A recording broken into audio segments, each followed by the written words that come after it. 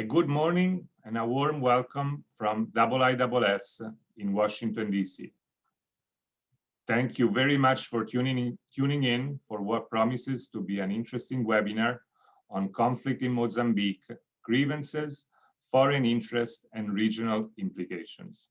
My name is Benjamin Petrini. I'm a research fellow at the International Institute for Strategic Studies in the Conflict, Security, and Development Program, a research program that monitors armed conflicts and domestic instability at the global level and analyzes the implications on countries' development trajectories and on international security.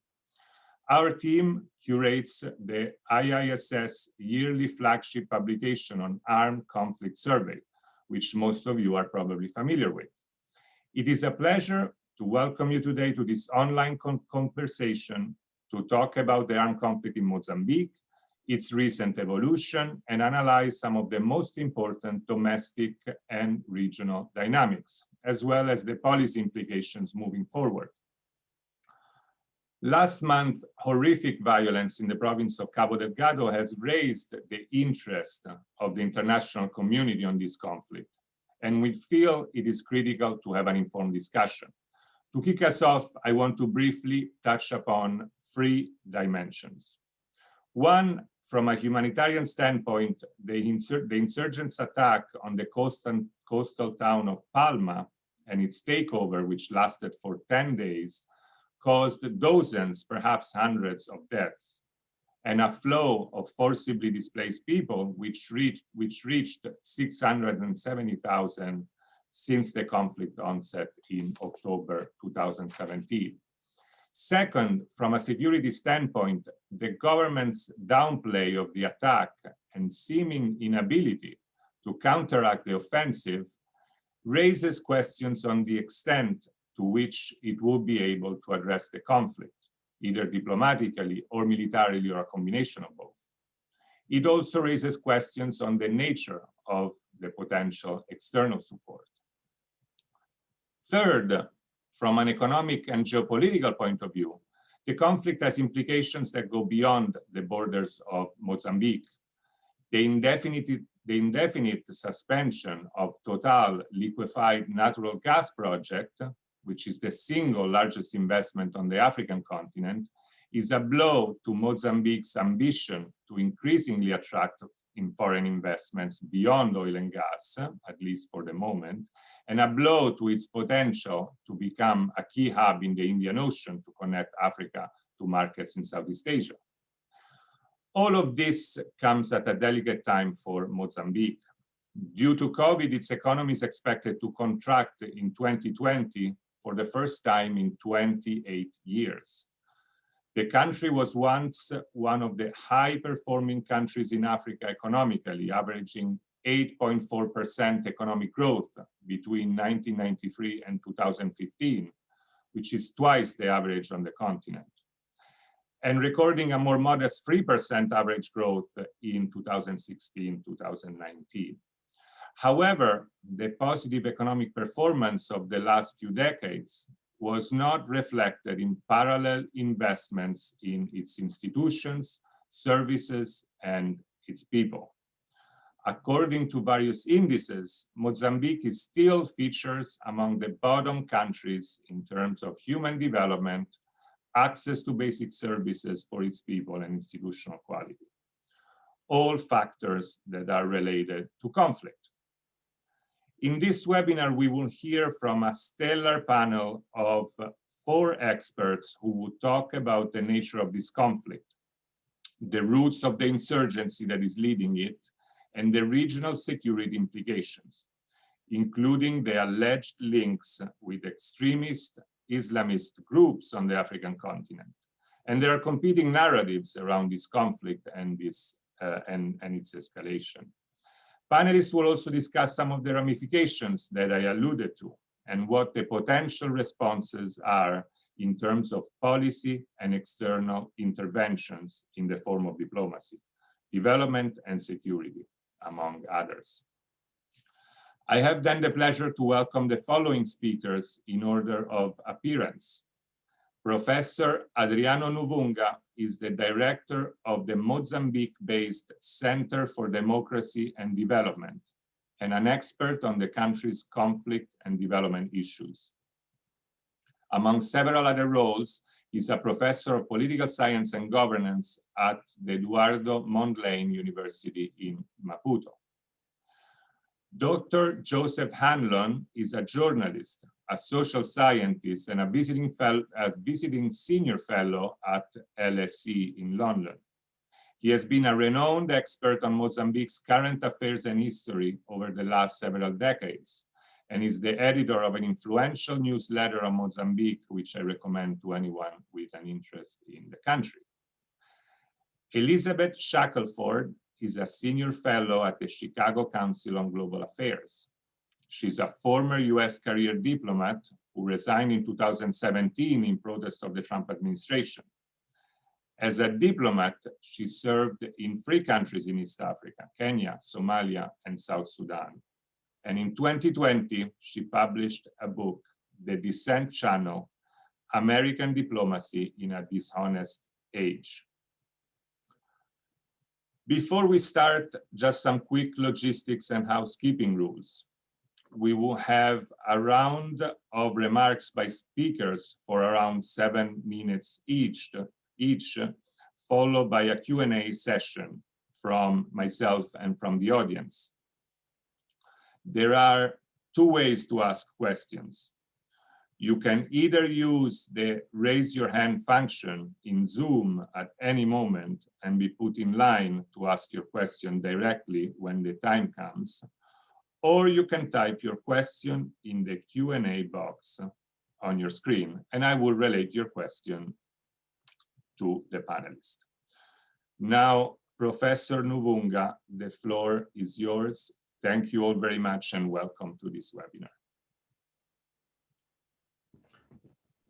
Thank you very much for the opportunity to join this distinguished panel on Mozambique's conflict. I was asked to give a bit of context of Mozambique's grievances linked to this conflict. I have a couple of points. The first one is what I call governance failure. And for me, in the context of what is happening in Cabo Delgado, governance failure is the extreme poverty in a context of an elite-centric extractivism of mineral and forestry without participation and benefit of local populations, mainly the youth. But there is also the issue of an ethnicity. Just to give an example, in 2006 and 5, in fact, there were ethnic driven conflicts triggered by local elections. But there are also intra-religious dynamics in that area, and not less important and related to the governance failure is the use of the state machinery by the elites to repress artisanal mining, mounting to the already existing grievances.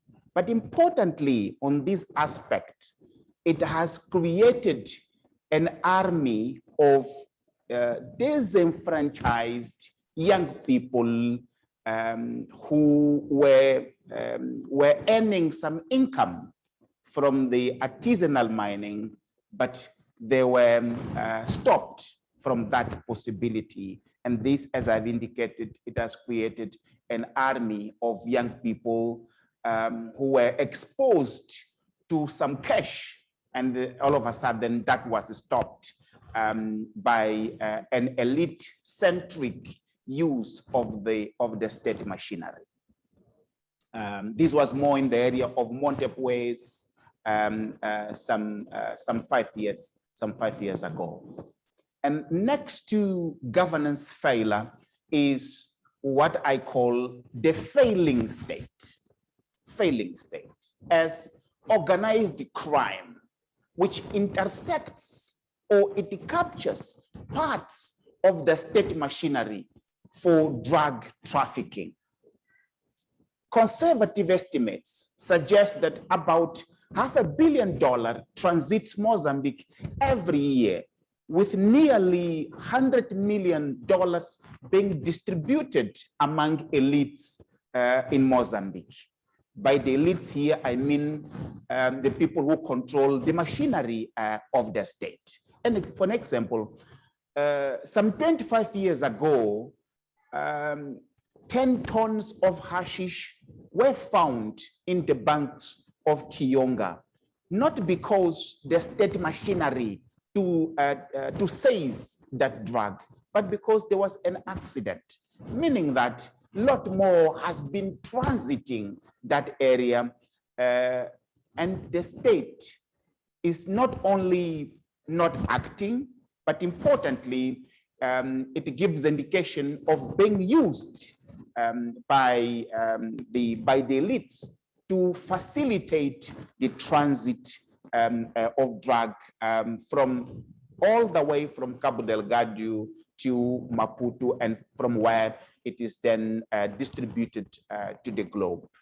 And there is, as my third point, corruption linked to failing expectations. What do I mean by this? Gas and world-class gas discoveries have created an expectation of a boom, but the low-hanging fruits through, for instance, local content led by international oil companies and their contractors, it is captured by the elites, and that is not trickling down for the local populations to uplift them from poverty, but also, and importantly here, the big elites, they are capable of putting provincial and regional elites at bay from accessing these low-hanging fruits, which generates elite competition for rent seeking. Part of what is happening in Mozambique, it speaks to elite competition for rent seeking midstream the chain of gas monetization. So in a nutshell, just like in any part of the world, gas discoveries have resuscitated a dormant grievances, such as ethnicity, such as intra-religious dynamics. But these were not problematic until they were captured by greed, by elite-centric greed, which instrumentalizes the army of the young people that I have talked about, which was expelled from artisanal mining and other areas. So it is being instrumentalized by elite-centric greed in the context of elite competition, not against the project, but to communicate a message of wanting to be part of the low-hanging fruits associated to the long wait for gas monetization in Mozambique's world-class gas reserve in northern Cabo Delgado. I would leave it here for the time being. Thank you very much. Thank you very much, Adriano. Very, very clear remarks. Joseph, I will give the floor to you for. Thank you. Well, thank you very much. I'm pleased to be here speaking at IISS in my own country. I want to look a little bit about the global context and the global local links. The one important thing is that the insurgency is actually, this is quite a small war, but it is in a largely Muslim area. And that does play a part in the war. But it started in 2017 and has exploded. The issues that Adriano was talking about meant that from quite small local attacks, the insurgents drew many, many supporters and many new fighters. And it is billed sometimes as being an Islamic insurgency. And the United States made clear in its press briefing a month ago, in which it declared the insurgents as global terrorists, that it wants to use Mozambique as a base in its global war against ISIS. And so that's part of the context that we have to look at this war in. Now, the role of ISIS is actually disputed. And everyone, but one thing that is clear is everyone, including the US, accepts that ISIS is hijacking a local war.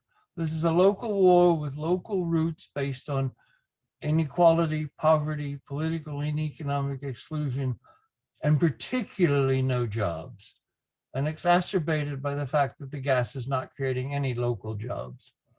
Now, if we look at the role of ISIS, it's worth looking at the claim that ISIS made for the Palma attack. And what it turns out, if you analyze it, is totally fake news. ISIS obviously had no contact with the insurgents in Palma, and they used film footage from a Simba de Praia a year ago. And the only information in their news release was stuff that they could pick up from the local media. Now, and we've also seen that ISIS has not made any claims for the 6 months before that. And we think that there is some sort of break between ISIS and the local insurgents. But it is clear that foreign Islamists do have a role in the leadership of the insurgency. And these are particularly Tanzanians. The debate is largely how important that is or not. But ISIS is really important externally. There's a huge push for a military solution. Everybody wants to send troops or trainers to Mozambique. But for the European Union, for the United States, for Britain, for Portugal, for SADC, they can't send troops to fight local poor people. They can only send troops to fight ISIS. So they have to create the straw man of ISIS in order to be able to send troops. Now, all of the countries have specific interests. The US building up a new global enemy. Portugal and South Africa are interested because there's a psychological problem. They both lost wars in Mozambique, and the militaries want troops in Mozambique again to prove their superiority to Mozambique. South Africa has a particular interest because a small local war is no threat to them. But if it's ISIS, and if it's ISIS going to Cape Town, then they could be worried because Cape Town has the same kind of poverty that has triggered the war in Cabo Delgado. Now, key thing here is that this war is not going to be won by soldiers. On practical reasons. I mean, if you send in just trainers, as is proposed now, that's hopeless. The Mozambican troops, the Mozambican police are poorly trained, poorly motivated, and in particular, totally corrupt. What you're seeing in Palma at the moment is total looting by the army. They're like locusts, just taking everything in Palma that wasn't attacked by the insurgents. Now, you could send in foreign troops, government troops or private military companies to create a safe zone around Palma that might allow Total to come back. And that option is basically to say, well, the Niger Delta, we'll let the war continue. But one of the things we know about all civil wars is that in the end, you have to resolve the grievance. And we know that from our own war in Northern Ireland. Once you'd resolve the grievance, then you could get the Good Friday Agreement. The grievance in Mozambique is poverty, is jobs. Very interesting report yesterday by João Feijó from the Rural Observatory in Mozambique, talking to women who had been captured and then escaped. And they in turn talked to the local fighters. And the local fighters said they were only there for the money and the jobs. This has nothing to do with religion. And many of them actually would leave if they had a choice. And we know that the new recruits that come are really there for just the jobs and the money. So Feijó's answer is use development to create the jobs to end the war. Now, the government has said that it is going to cost $100 million to rebuild Palma. The World Food Program wants $100 million to feed the displaced. That kind of money would create tens of thousands of jobs, and it's not too late. Whatever is its role, ISIS is not in control of this war. And as Feijó argues, we can win the fighters and the would-be fighters back from extremism with jobs, with training, with political exclusion, with development. Or we can opt for a military solution, and that will take at least 5 years, and it will cost much more than it would cost just to create jobs. Thank you. Thank you very much. Elizabeth, over to you. Thank you, Benjamin. It's really great to follow on to both Adriano and Joseph, because I think they've laid some really important groundwork here. I'm just going to start by mentioning that I was last visiting that region, and I was in Pemba in September of 2017. I was visiting a friend. I'd been there several times, and I recall how different the vibe was in the town then than it had been before. There was this sense of opportunity and anticipation that this underdeveloped region that had long been overlooked was hopeful that there might be some opportunity finally coming for the people there. But those hopes were quickly dashed, and as it became clear that this massive new international investment was not for their benefit. And that sense of hope and anticipation was really palpable when I was last there. So I have to say it wasn't at all a surprise, even seeing at that time, just 1 month before the insurgency really kicked off, that the direction of where things were going. But that's kind of the backdrop for me when I first started seeing the news over the past couple of years of this insurgency developing, was that any national or international response, and this is just as Joseph was saying, it's really essential to understand that the basis of this is long-standing grievances. There's this tendency to want to blame it on religious extremism for many of the reasons that you've already heard. It creates a basis for international engagement that might not have been there otherwise. And it also takes a lot of the blame of what's going on away from the government's own responsibility for allowing those grievances to fester unaddressed for a long time.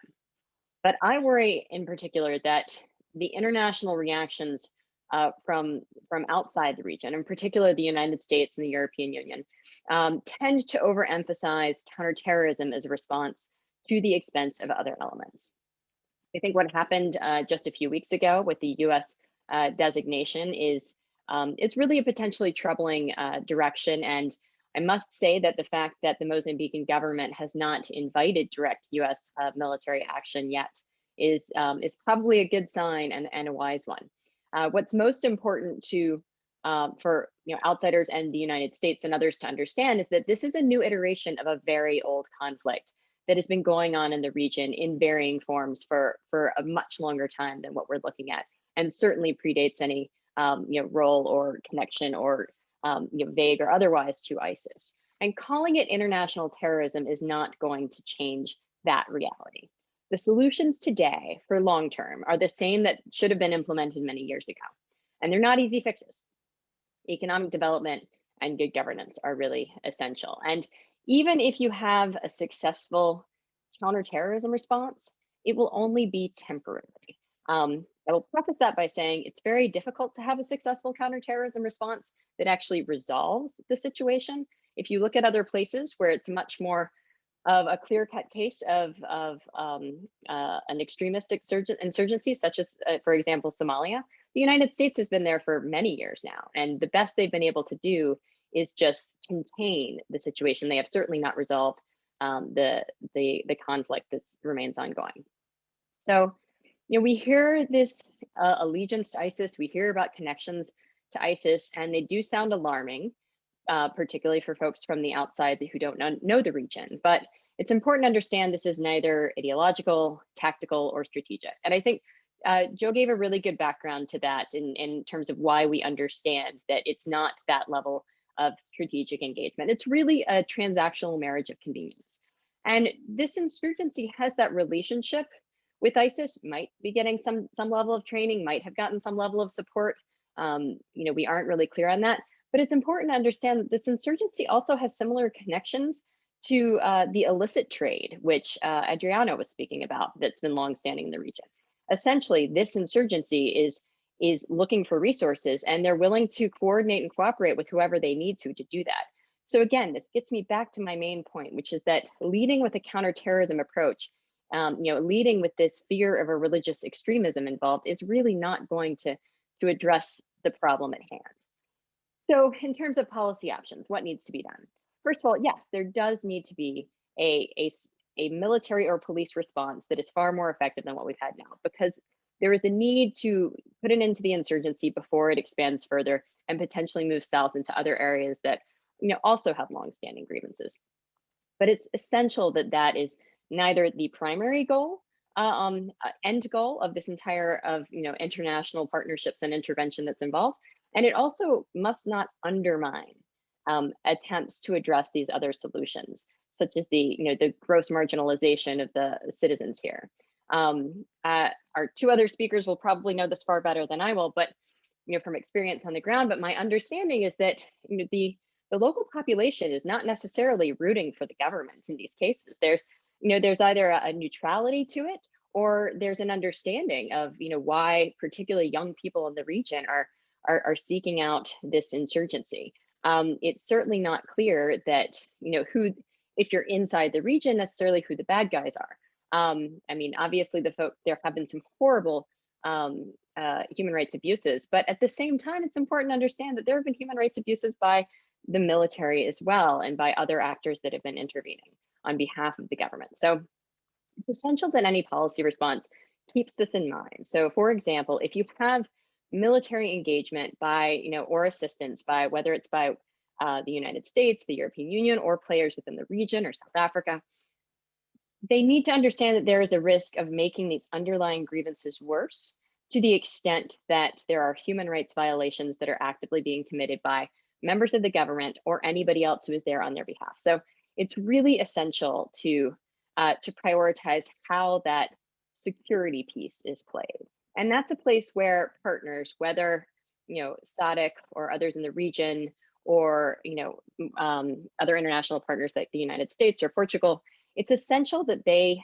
factor that in to any participation with the Mozambican military and government, in order to make sure that not only is there a risk that a counterterrorism operation could fail, but it could also feed into the narrative of this insurgency. Even more so feed into this narrative that it is part of a global fight against, let's say, kind of Western interference in these places. So it's really essential that we're careful about that. The overemphasis of counterterrorism not only risks really overshadowing what's going on, let's say, diplomatic and development efforts, but it could also, if the United, and my background being US diplomat, so I'm always looking at this from the how the United States could potentially screw this up approach. But we've got to understand that the United States has done this in many countries where we have gone in with a counterterrorism priority that we see as our national security interest, and we have then cut corners on other priorities like human rights and rule of law. I mentioned Somalia before. We have certainly done that in that country. There's a very high risk in Mozambique where human rights abuses are already being committed by the state security forces that can help feed into the interests of the insurgency. So we've got to ensure first and foremost that any military assistance and any military intervention or policing intervention does not contribute further to that. So in terms of beyond the military intervention or really in adjacent to it, there's the need to address those underlying issues of primarily jobs, as Joe has already said, the need to have some jobs and some development, and for that big international investment that has come in to be something that benefits the people of the region, not just the elites in the South.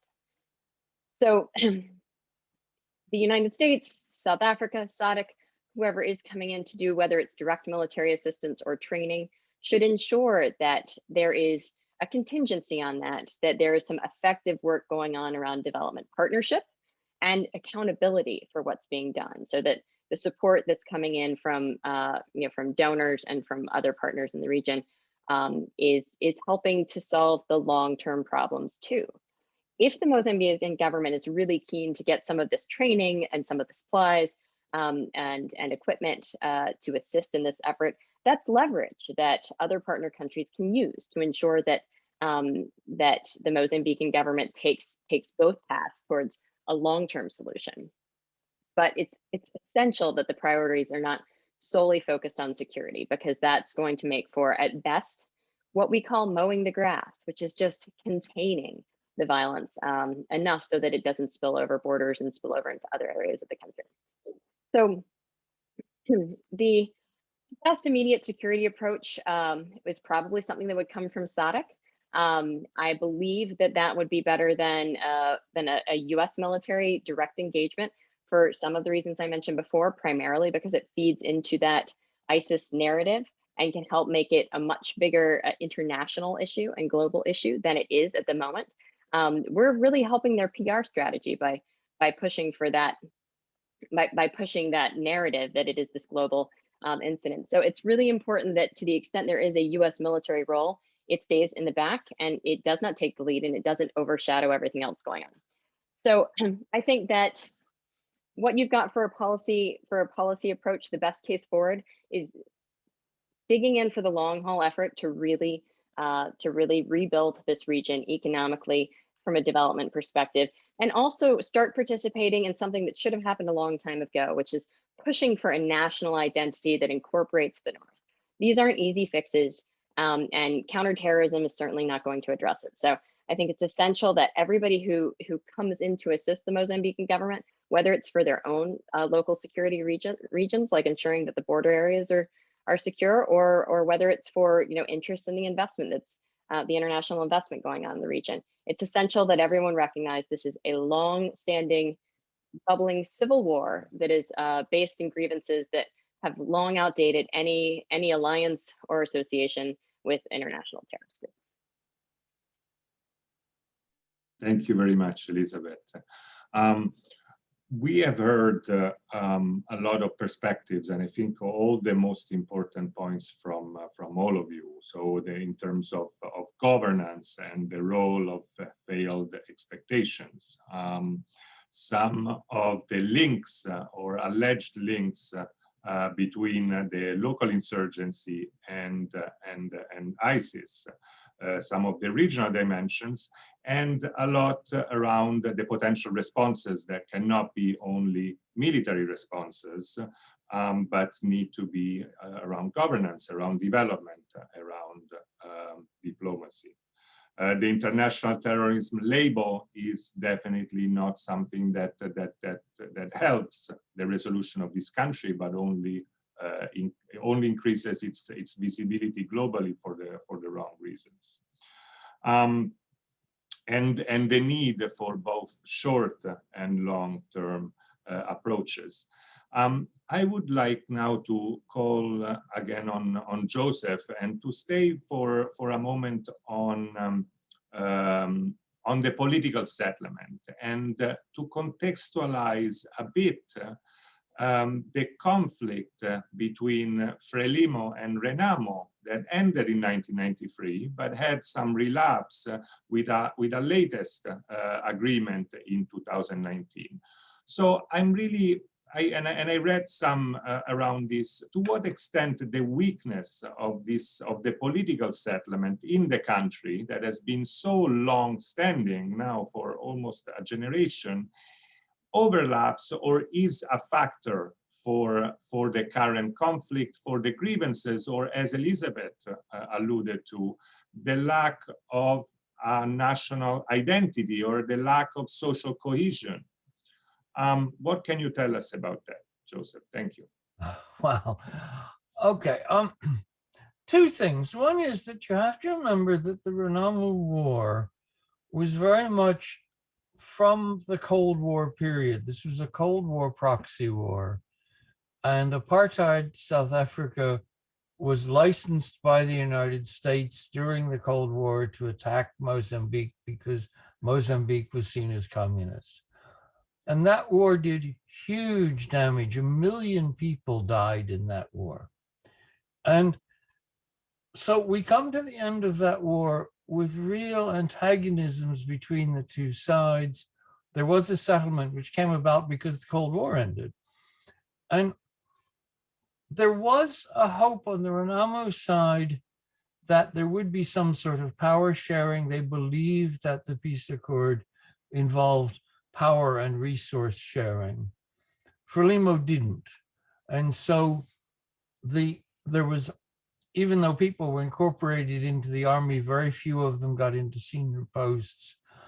There were no economic posts, no ministries, very few people got into government. Now, at the same time, as part of the shock therapy that Mozambique underwent at the end of the Cold War, there were the creation of the oligarchs, as had happened in Eastern Europe as well, and the creation of patronage structures so that steadily Frelimo took control of the civil servants and also of business. Now, what that meant is if you weren't in Frelimo, if you weren't doing what Frelimo told you to do, you had no place in business or in the civil service or even as a school teacher. And so Renamo people were marginalized, and indeed any opposition people were marginalized.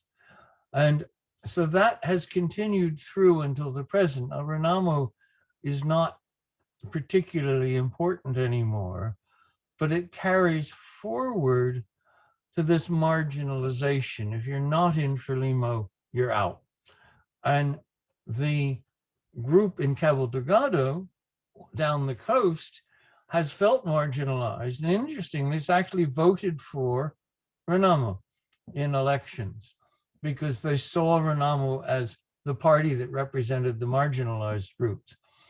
Even though Renamo had not had any particular involvement there during the war, it was still seen as representing the marginalized. And so there is this quite long history of these coastal people seeing themselves as marginalized.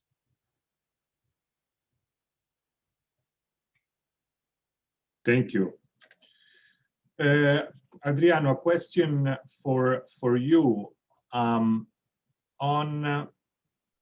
what is the role of the government at the central level, but also at the local level, and what role can the government play in trying to address this conflict from a governance and development point of view?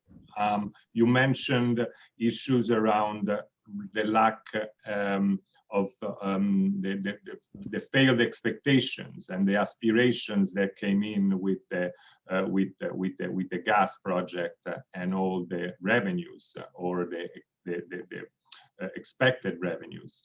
But in a practical sense, what is the role that the government can play, and what, in factual terms, what is the government prepared to do in that space? Thank you very much. I hope you can hear me. Governance, it's about steering different networks in a particular course of direction. And in the context of Mozambique, that would mean setting things right, These mean a lot of things. Joe Hanlon has talked about jobs. He has talked about the development. Yes, very much. To start with is the humanitarian assistance. Mozambique is facing its biggest humanitarian crisis ever. Yet the elites' sensitiveness to humanitarian and human suffering is not at its highest. So there is neglect to the human suffering. So there is a need for urgent response to the human suffering. In Pemba, in the neighboring districts, and in Palma. This needs to be addressed rightly, and also government need to allow for international humanitarian workers to come to Mozambique quickly and without any kinds of barriers, because that is much needed. This is one. Two, I have talked about the elitic centric extractivism model, which is dysfunctional. It's about rent seeking. Only the government can set this right with the participation of the international oil companies. To start with, it is good that in the case of Mozambique, we don't have Mozambican interests in the upstream. So that is overwhelmingly dominated by international oil companies and by Mozambique's ANH. This is right.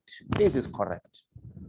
The problem, it starts with the midstream, with the logistics, and next to it is the local content. We have started to talk about local content, so that the opportunities, and I call them low-hanging fruits, the opportunities, they can reach not only the Maputo-centric elites, but also regional elites.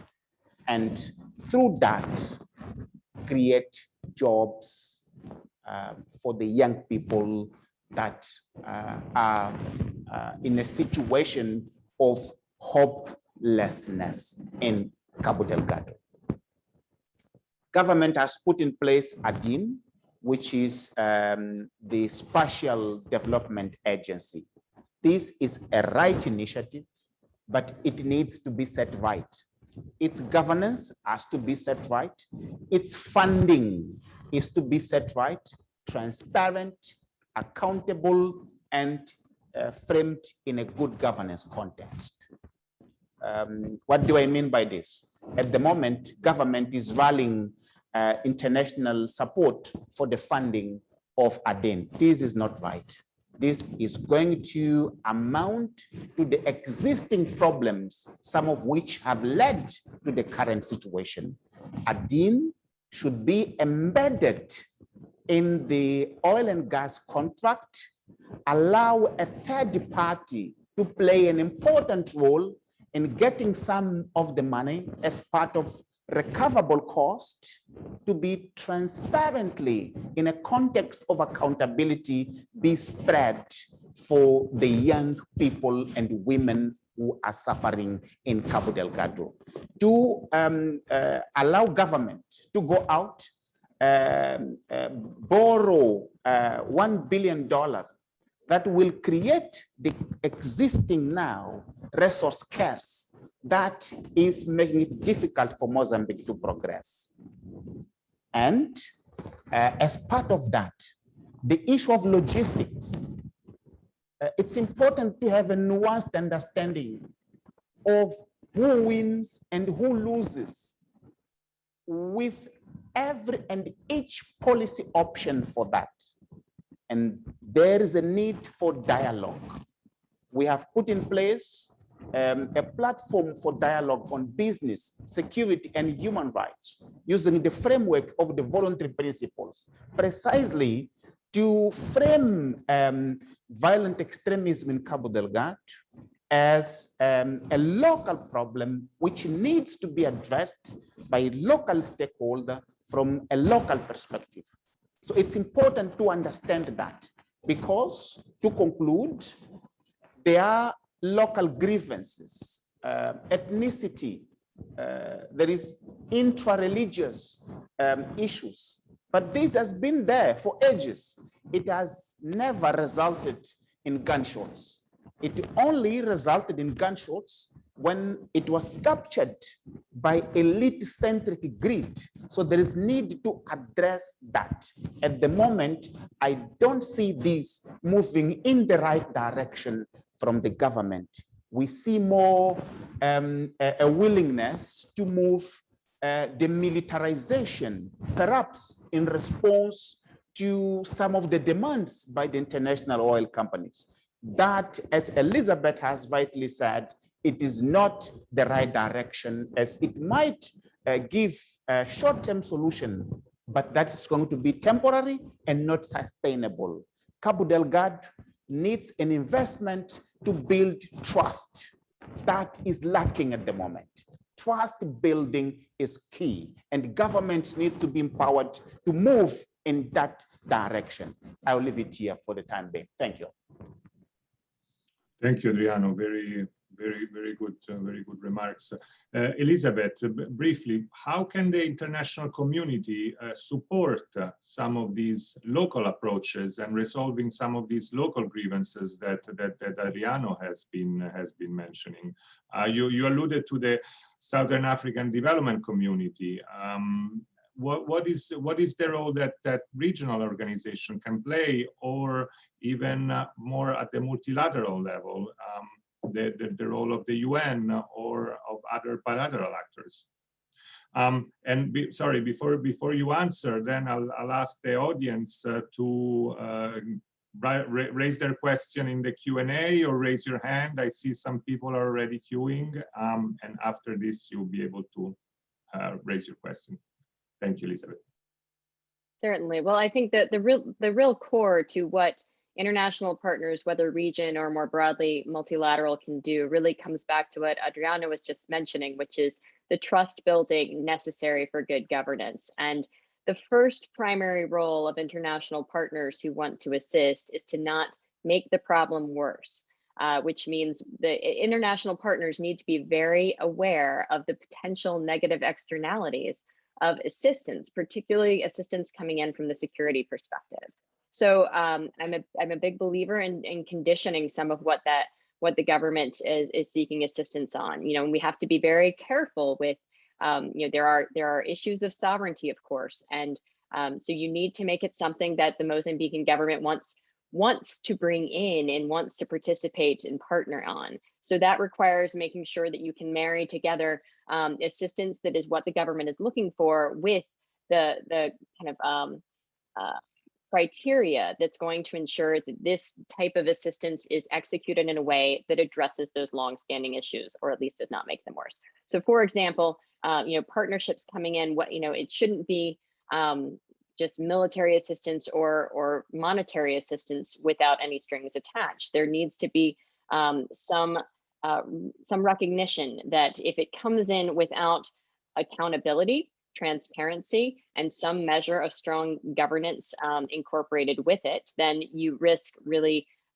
feeding into the message of the insurgency, which is that the government doesn't care about you, and the government is abusive as well. So I think that's really what's at core, is that whatever international partners do, they need to really underline that participation and partnership in addressing the insurgency with those strong ties to improving long-term governance, with those strong ties to investing economically and developmentally in that region, because only then can you really address the solutions that everybody here has spoken about over the long term.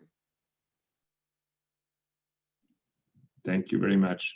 I see two people in the Q&A. I'll have Karin Erikstein. I'll give you, you can unmute yourself and Yes. ask your question. Thank you. Thank you very much. My name is Karin Erikstein. I'm with the Norwegian Embassy in Pretoria. Thank you for very interesting deliberations today. I think many of us have many questions on this issue. It seems like there is an extreme demand for information and we don't necessarily get the answers that we're looking for. I would be interested in hearing more about the regional perspective and maybe also how you see other countries such as Tanzania, Malawi, Zimbabwe playing a role in this conflict. And I also would like to hear more about your thoughts on the Mozambican leadership or maybe lack of leadership and the fact that they haven't done anything. And what you're saying now is that the answer is that they actually have to do something. What do you then make of President Nyusi's response to the SADC meeting, the fact that he's underlining Mozambique's sovereignty and somehow then going against the SADC line? And do you also think that the fact that there are domestic reasons for this insurgency to have escalated, is that also a reason why regional countries are reluctant to getting involved? Thank you. Thank you very much. Who wants to take the questions? There is a question on the regional dimensions and one on the domestic politics. Adriano. Thank you. On the regional dimension and the issue of leadership, you are right. We have been calling for SADC to intervene robustly in Mozambique as the conflict was escalating, particularly around 2019 election and second semester of 2020. Then President Nyusi has taken the chairmanship of SADC, and we have expected him to use that platform to mobilize the region, to mobilize the continent, and mobilize the world. That hasn't been the case. It has been frustrating, and we have seen a move more in the direction of using private military groups, which is a problematic move, not only in terms of track record, although they have played an important role in saving lives in case of Palma, but overall, it is not the right way to go with private military groups. With this said, I understand the outcome of the SADC meeting. It seems that from Maputo government, there are double concerns in relation to SADC. One is the cost of any sorts of intervention, the cost. Second is whether SADC itself, it has that capacity. Some people here in Maputo, they give the impression that SADC is a bit toothless organization, and when it was needed the most, it was not absent. But also, and next to this, in relation to what the real challenge is in Mozambique, which is governance failure, is the perception is that some of the key SADC member states, they are battling with the very same problems, including corruption in their armies. So there have been questions as to how and the extent to which SADC could play that role facing some problems, but also with armies that not only they have issues of governance, but also they might not necessarily have the much needed capacity. With this said, SADC, in our view, is an important, and we are advocating for Mozambique to engage SADC on two grounds, particularly. One is in relation to Tanzania. Mozambique's relationship with Tanzania, they are historic relationships, but recent developments with the role of President Magufuli, they haven't really been good. And there are issues there that need to be addressed. And we think that SADC is the right platform for that, particularly the transborder and the role of Tanzania in accepting that Mozambicans that might be fleeing and seeking safe areas, they can be accepted, not deported from Tanzania in clear violation of SADC protocols. Second is how Mozambique could use SADC as a platform for dialogue, and through SADC bring the African Union, which has a kind of a strong knowledge on this aspect, coming particularly from West Africa. So how could Mozambique use SADC as a platform to have the African Union on board and amplifying the platform for dialogue? This is our recommendation to the technical deployment that SADC, that the double tracker meeting has created here. So to move away from militarization, but to look at itself as a platform that can be used to amplify dialogue, engaging Tanzania, but also bring the African Union on board. As I have said, it is a reservoir of experience from its engagement in West Africa. Thank you very much. Thank you very much, Adriano. There are two questions in the chat, and I will have one for Elizabeth. Why, if in this panel we have said that the links with ISIS are a bit loose, why are we seeing beheadings and other violent events that clearly are a mark of ISIS and extremists? And a question for Joseph. What are your predictions for further escalation and spread to new districts in Cabo Delgado and in other neighboring provinces like Nampula and Niassa, where there have been recent reports of recruitment? Elizabeth first, and then Joseph. Thank you.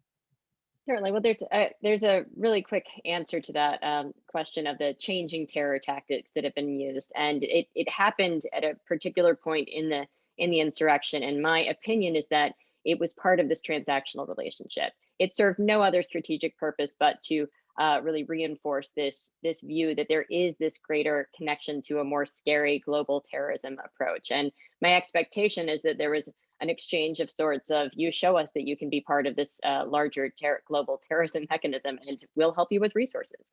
I don't think that there's anything more strategic or ideological behind it. I believe it's a transactional part of the relationship, a very unfortunate one, but that's my belief. First of all, beheading is not Islamic in any sense. It's peasant. The weapons that the peasants are using, a peasant farmer in Mozambique has two tools, a hoe and a machete. Peasant farmers become really good wielding a machete. It's used for all sorts of things, opening coconuts, cutting down trees, digging even. Now, when you're going into battle and most of your soldiers don't have guns and only have machetes, they have to use the machetes to kill people. Killing somebody with a machete is actually a reasonably sloppy business, but you eventually have to cut off their heads. And from the beginning, this is what has been happening. This has been running since 2017. When the original, going all the way back to 2017, 2018, there would be small invasions of villages. There'd only be one gun for the whole group. Everybody else had machetes. And it's really important to see that this is what you do with this weapon. It's a function of the weapon, not a function of religion. But the other thing that is really important here is that the targets are mostly elites and civil servants who are seen as the enemy. And so these are the people that they start out killing. In Palma, they were chasing the district administrator. They really wanted the district administrator. And they were saying to people in Mangad who have been fleeing this, said, we were told by the insurgents, don't worry, we're not after you, we're after the civil servants. And yes, people are attacked on the street, and yes, there is brutality, and the violence comes from two different things. And this is an answer to another question that's on there. The violence is because often the fighters have been brutalized themselves, badly beaten by the police, attacked. And the other thing is a lot of research has been done which caught the researchers by surprise, that says, at least in these coastal areas, people feel that the rich want them dead. Not that they want to exploit them, they want them dead. And so people, these insurgents, believe they are fighting for their lives and the lives of their families. And if the only weapon you have is a machete, that's what you use. Thank you, Joseph. The question about the potential escalation in nearby provinces. Okay, sorry.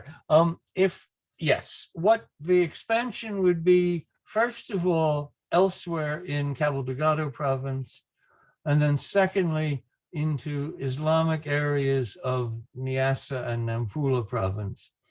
And what is interesting, this comes out from the Feijó study, is that you already have some fighters in the insurgents who come from those areas, who have come to fight, who have been recruited to fight. And so that would be the expansion. They're not going to go to South Africa.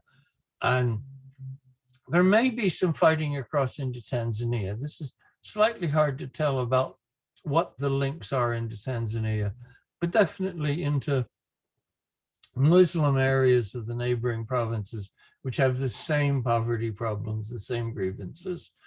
And that's what we'd see. But I think what you want to look at as a prediction is the Niger Delta. This is, the Niger Delta has been at war for decades, and that's what you'll get here. Thank you. Thank you both for this answer. If you all agree, we can go on until 10 minutes past the hour. There are lots of questions. I will give now, I would allow Moletsi Mbeki to ask a question. You can unmute yourself.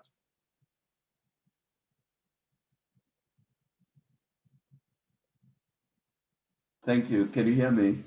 Yes, we can. Thank you. Okay. Mr. Chairman, I'm trying to understand the physical nature of this insurgency. I'm South African, and we are Mozambique's neighbors, and we have many Mozambicans in South Africa. The impression that we are being given is that the peasant population and the poor people in Cabo Delgado have mounted an insurgency that has been going on for 3 years. Now, I know that we in South Africa, certainly the poor rural population in South Africa, has no ability to mount an insurgency, let alone to sustain one for 3 years. So my own feeling, or in fact, all of us in South Africa, don't have a clear understanding of how is this insurgency organized, what is its real capability, where does it get weapons from? We saw photographs of the insurgents with AK-47s. Now, if you ask me to get an AK-47, I wouldn't know where to begin. And if you ask me to shoot Joseph Hanlon with an AK-47, I would probably shoot myself. Now, this is the detail that we, at least as neighbors, we need to understand. What is this insurgency? Hanlon says that the weapon of choice, or the only weapon, is a machete. Now, how do you devastate a town with a machete? So these are the nitty-gritties of the issue in northern Mozambique, who we as neighbors need to understand, because first, it's very clear the Mozambique government doesn't want us to know anything, which is why it's harping on to the issue of sovereignty. Secondly, we know the Mozambique government, from a report by Joseph Hanlon, has been importing heroin into our country from South Asia. Now, drug dealers have lots of weapons. Are the drug dealers, the heroin suppliers in South Asia, the Taliban, are they training these people? Are they arming these people? We are not getting a concrete picture of what exactly is going on in Cabo Delgado. Can we have something practical? I understand about all the grievances. I lived in Zimbabwe, I lived in Tanzania. I know what happens in the rural areas in East Africa, but they don't add up into a 3-year-old insurgency and the devastation of a town, unless what we saw was not real. So I would like to understand a little bit more about the nature of the insurgency. I understand the nature of the grievance. We have same grievances in South Africa. The rural people have the same grievances, but they have no insurgency. So can we have a little bit more detail about the actual insurgency itself? Thank you. Thank you very much, sir, for your comment, which really highlights the opaqueness of this insurgency to a certain extent. Who wants to have an answer of that? Joseph, you were called into question.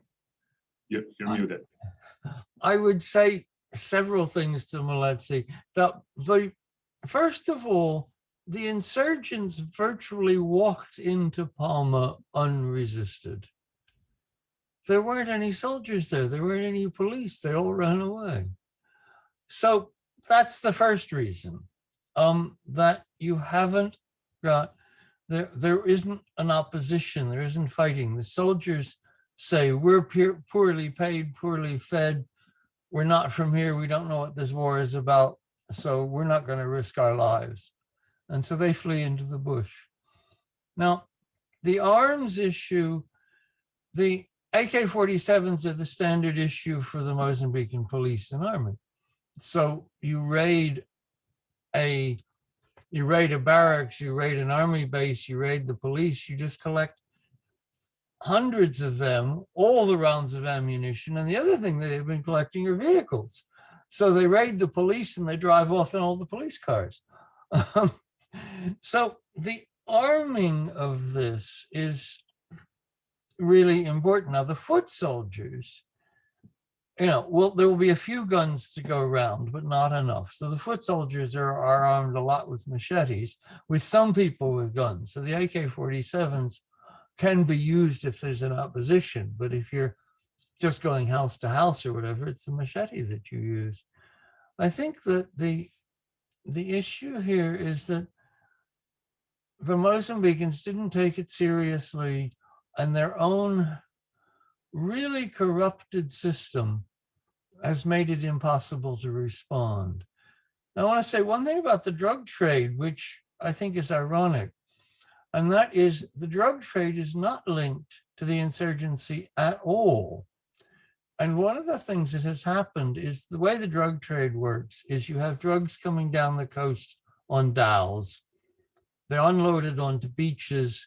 The drugs are then put into cars, which are driven across the border into South Africa and then to Johannesburg Deep. Now, what happens is that you need a road to do that. Well, the insurgents have basically closed all the roads in the north of Mozambique. So the drug trade has actually moved south out of the insurgent areas into Nampula province. So your main drug ports now are Nacala and Angosh in Nampula province. And so there are no drugs moving through the insurgent areas because they can't get them out. And so the move has been, so for the government controlled drug trade, it's just moved out of that area. I mean, there are illegal trades, timber in particular, but not drugs anymore. That's moved south. Thank you very much. We have several more questions, but I'll ask the last two and then we will close. One for Elizabeth. What is the role of the Biden administration? And specifically, what is the policy toward the current situation in Mozambique? And do you think there is an unstated agenda driving the deployment of US advisors training the Mozambique army? Well, I think that the focus for the United States in Mozambique for a long time has really been primarily on humanitarian assistance and aid. So I don't think that we've had a really complex viewpoint of what's been going on in Mozambique from an institutional point of view. That said, I believe that what's really driving our response right now is our counterterrorism interest. And unfortunately, I think that it can be as simple as AFRICOM, the US African Combatant Command, is finding that it's not doing particularly well in other parts of the continent, and they are looking for places to prove themselves. So I worry that there is an overemphasis on this ISIS link in order to give them another purpose on the continent, as at a time when right now on the domestic front, Congress and the Pentagon itself are really looking and wondering at how effective our counterterrorism activities have been in other parts of the continent. So I fear that it's kind of a tunnel vision look at, what can we do? We've got this capacity to train on counterterrorism, and so they're seeing that, and they are not really marrying that with the bigger issues in the region. So that's why one of my biggest worry points is this overemphasis on counterterrorism. I don't think there is some unstated agenda. I think their agenda is CT, counterterrorism, and they're going to follow that path until somebody can divert them off of it. Thank you very much. A final question that more than one speaker asked for Adriano is, what is the role that international corporations can play, especially in the extractive industry, towards a viable solution? Can companies, so in the extraction sector, in the LNG, and other foreign investors, can they play a role in this? Adriano.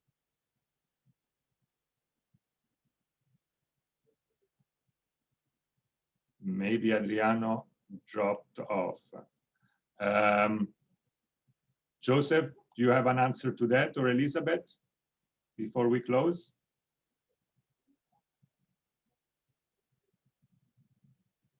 Elizabeth. Sure, I'm happy to. I believe that, and actually when Joseph mentioned that the fear or that the most likely scenario is that it becomes, the Niger Delta kind of scenario, I think that is a real risk here if international companies that are involved don't also prioritize the bigger picture. So I think that, using their position to help build economic sustainability and build jobs and really invest more in the local area is, that's the role that international private sector partners can play if they want to have a sustainable, secure situation in the region. So that would be the positive role that they could play. That said, I know you have examples across the world of companies, investing in schools and healthcare and jobs in a region, and that becomes a much more sustainable situation where you're a lot less likely to be targeted by local insurgencies. But I'm not going to say I'm wildly optimistic about that being the outcome. I think I think Joseph was very right that a very likely scenario, unless you have some pressure from international partners on the Mozambican government to really use this opportunity to address those long-term issues. I think that you might see just a focus on let's secure what we have to for this international investment and leave it at that. I hope I'm wrong. Thank you very much. I would need to bring this to a closure. Thank you very much to our panelists. Thank you very much to the audience. Apologies for going over, but we thought that there was some really more things to discuss. And this webinar will be recorded and will be available on our website within the next day. Thank you again for joining in with our webinar, and you all have a good rest of